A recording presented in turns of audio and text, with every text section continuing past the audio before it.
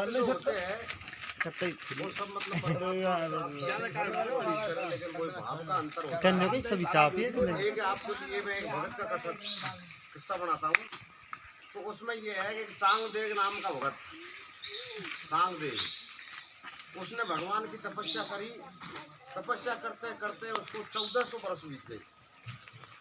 1400 बरस बीत जाने के बाद में उसको एक सिद्धि मिली। और वो सिद्धि कौन सी कि मुर्दान के सिर पे हाथ फेरे और वो जिंदा होकर के और अपना आप चल देता है। इसे उसको सिद्धि मिली 1400 बरस की तपस्या करने के बाद। लेकिन भाव वही है कौन सा कि जो मतलब सत्कार मान पूजा के लिए किया है, उस सिद्धि से परमात्मा की प्राप्ति नहीं होती है। आपने भी देखा होगा जो तांत्रिक विद्या वाले हैं वो बहुत से सिद्धि जानते हैं, लेकिन वो भगवान की भक्ति प्राप्त नहीं कर सकते। केवल वो अपना संसारिक कार्य सिद्ध कर सकते हैं। परमात्मा को प्राप्त करने के लिए तो भक्ति ही चाहिए। तो उन्होंने मतलब सिद्धि तो कर ली, लेकिन वो सिद्धि कौन सी मिली? संसार में अपना सत्कार मान पूजा पाने के लिए। अब उसका दिन पे दिन प्रचार हो गया कि भैया मतलब एक ऐसा संत हुआ है, अब मरने की जरूरत नहीं है, और मर भी जाए तो घबराने की जरूरत नहीं है।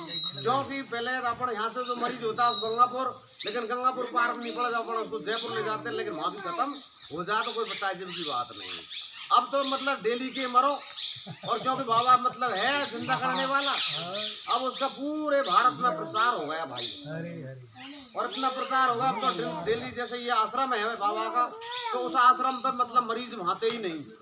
मरीज का मतलब मुर्दा। अब जब भी मतलब मान लो मुर्दा आते गए सबको जिंदा करके सब भेज देता।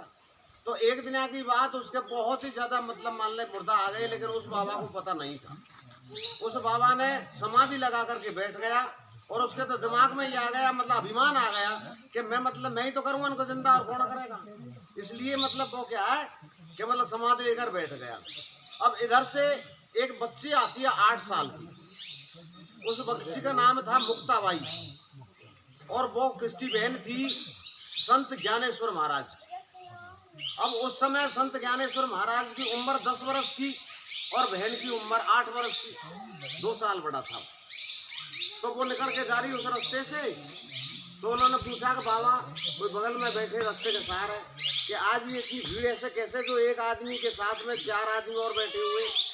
अरे कि बच्ची तू क्या पूछ रही है, ये मुहाजरा बहुत बड़ा है, आप तो अपना रास्ता जाइए। बहुत समझाई लेकिन नहीं मानी। वो एक बार मुझसे बता तो सही ये बात क्या है कि ये मुर्दा लाए हम 4 जने जोड़ करके इसको लाए, और इसको मतलब क्या है बाबा मतलब समाधि खुलेगी इसकी, तब ये इसके ऊपर हाथ फेरेंगे कि जिंदा कर देंगे। मान के कब तक देंगे बाबा का पता नहीं भाई, 10 घंटा ले ले, 2 घंटा ले ले, 5 घंटा ले ले।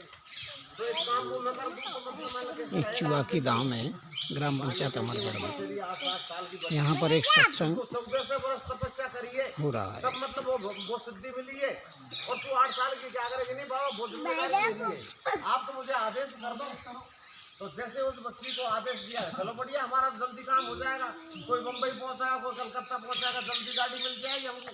तो बाने बच्ची ने क्या किया भाइयों, अपने झोले में से एक तुलसी का पत्ता निकाला, और तुलसी का पत्ता उस मरीज के, उस मुर्दे के मुंह में दिया, और गायत्री मंत्र कान में बोला, ओम भूर्भुवस्सुः सवितुर्वरेण्यं भर्गो देवस्य धीमहि धियो यो न प्रचोदयात्।